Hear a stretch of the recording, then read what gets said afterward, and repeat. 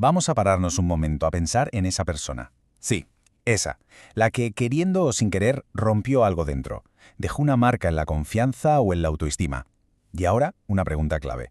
¿Cuántas veces hemos perdonado a esa persona en nuestra mente, en silencio, a pesar de que nunca, jamás, nos dijo lo siento?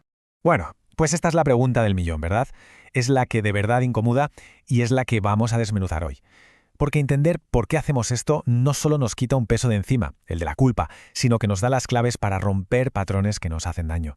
Y ojo, la respuesta no tiene nada que ver con ser débil o no tener carácter, no, es algo mucho más profundo, algo que está grabado a fuego en nuestra propia biología.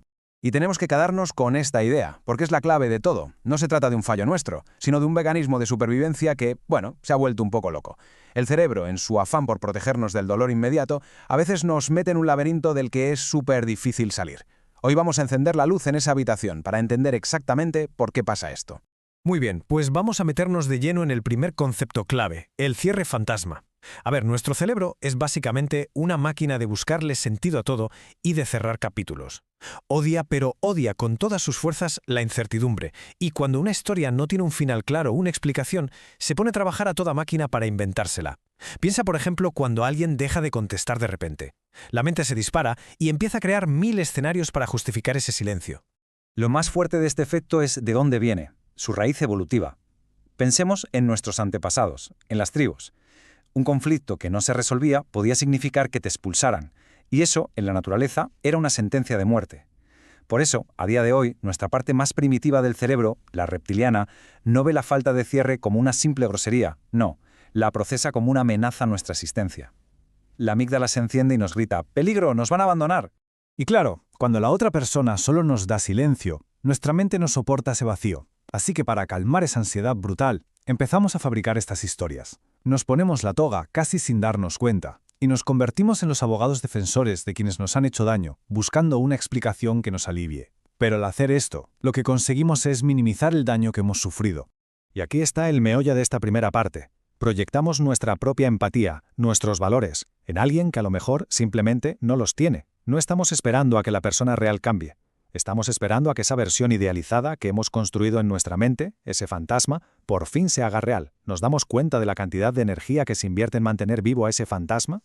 Vale, pasemos ahora a la parte biológica, porque la cosa va mucho más allá de la psicología. Nuestro cerebro puede crear una dependencia química real a estas dinámicas tan intensas. Por eso, salir de una relación así no es como dejar un trabajo que no te gusta.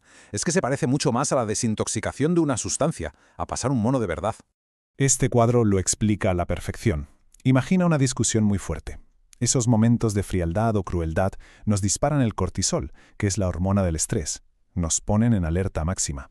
Pero de repente llega un gesto amable, un te quiero, y el cerebro suelta un chute masivo de dopamina, la hormona del placer. Ese contraste tan bestia entre el dolor y el alivio es lo que crea una adicción potentísima. Esta metáfora es simplemente perfecta para entender lo que se conoce como refuerzo intermitente. Es que es tal cual una máquina tragaperras. La recompensa, el cariño, llega de forma totalmente aleatoria e impredecible. A veces sí, a veces no. Y esa incertidumbre es lo que nos vuelve obsesivos, lo que nos hace seguir tirando de la palanca una y otra vez, gastando toda nuestra energía esperando el próximo premio, siempre con la esperanza de que esta vez sí, esta vez será diferente. Todo este ciclo adictivo crea algo que los psicólogos llaman un vínculo traumático. Es como un pegamento oscuro, una fuerza invisible que nos mantiene unidos a esa persona.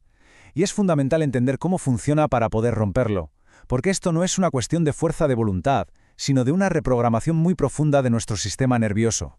Siempre oímos hablar de las respuestas de lucha o huida, ¿verdad? Pues hay otra, la de adular, la de complacer. Se llama fawn en inglés.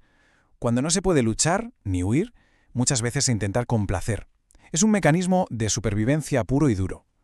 Perdonar sin que nos pidan perdón, en este contexto, no es un acto de bondad, es un escudo, es una táctica para que la tormenta por fin se detenga. Y esto es clave, una ley no escrita de nuestro sistema nervioso. Bajo amenaza, siempre va a elegir lo que nos haga sentir más seguros en este preciso instante. Por ejemplo, en lugar de confrontar a alguien por un comentario que nos ha dolido, a lo mejor cambiamos de tema para no empezar una discusión. Luchar por la justicia, por una disculpa, puede suponer más conflicto, y el cerebro calcula que el precio a pagar es demasiado alto comparado con la calma, aunque sea una calma falsa. Esta frase es demoledora, pero da en el clavo. La consecuencia más retorcida de todo este ciclo es que nuestro sistema nervioso se descalibra. El caos se convierte en lo normal. Y cuando por fin llega la paz, una relación sana, un entorno seguro, el cuerpo no lo entiende. Se siente aburrido, raro o peor, sospechoso. La buena noticia es que, igual que el cerebro se acostumbró a la guerra, también puede reaprender a vivir en paz. Muy bien, ya hemos desmontado la trampa pieza por pieza. Entender cómo funciona es el primer paso, y es un paso de gigante para poder salir de ella. Sabemos que no es un camino fácil, pero ahora el tono cambia, porque vamos a hablar de soluciones, de cómo se recupera ese poder. La sanación es un trabajo que se hace por dentro, pero eso no significa que haya que hacerlo en soledad. Aquí tenemos los pasos prácticos para volver a ser dueños de nuestra historia. Primero, buscar contención, no clausura. ¿Qué significa esto?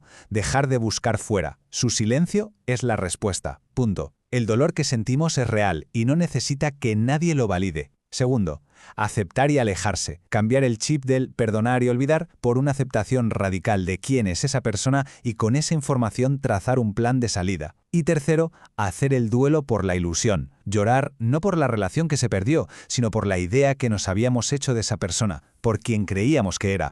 Y con esto llegamos al corazón de todo el proceso de sanación. El foco tiene que cambiar. El perdón más urgente, el que de verdad nos va a liberar, no es hacia la persona que nos hizo daño, es hacia nosotros mismos. Se trata de perdonarnos por lo que no sabíamos, por haber aguantado, por todas las cosas que tuvimos que hacer para simplemente sobrevivir. Y cerramos con esta reflexión final. La paz, la validación, el cierre, no son cosas que nos tenga que dar la otra persona. Sería absurdo esperarlo, ¿no? Son un poder que ya tenemos, ya está en nuestras manos, y dejar de esperar a que nos lo devuelvan es el primer paso para por fin empezar a usarlo.